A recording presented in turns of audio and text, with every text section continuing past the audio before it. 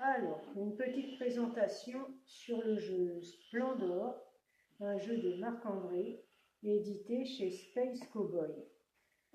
D'abord, je vais vous présenter le matériel.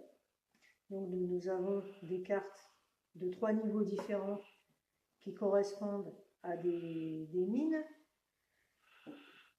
Et suivant le niveau, elles vont rapporter des points. Là, elles sont quasiment toutes ne rapportent pas de points, mais par contre, l'achat d'une mine, lorsque vous l'avez achetée, va vous permettre d'avoir en permanence une pierre blanche que vous pourrez utiliser pour l'achat d'autres mines tout le temps, en gardant évidemment la mine devant vous, puisqu'elle est permanente durant tout le jeu.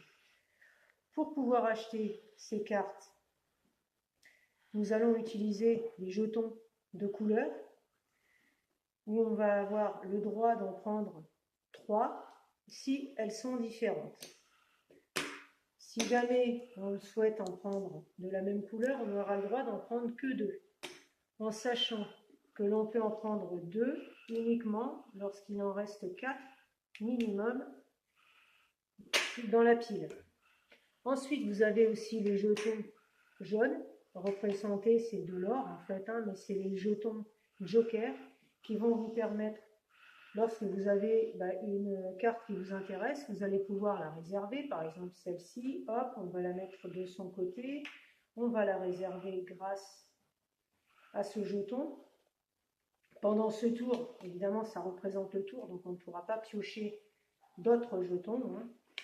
Ou alors, on peut aussi réserver en aveugle, c'est-à-dire prendre la première carte du tas et la réserver, donc à n'importe quel niveau, évidemment.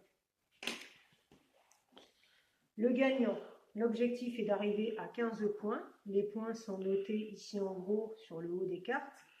Et vous avez aussi ces personnages donc, qui rapportent 3 points chacun. Et pour les gagner, vous allez devoir réunir 3 cartes vertes, 3 cartes avec les pierres bleues, 3 cartes avec les pierres rouges. Donc ça, c'est un exemple. Après, évidemment, vous regardez, là, ici, il y en a d'autres, il faudra en réunir 4. Enfin, donc c'est des bonus, en fait, quelque part, parce que ça, pour les gagner, il faut déjà avoir fait plusieurs tours de jeu. À chaque tour, on va avoir le droit soit de piocher, soit d'acheter une carte.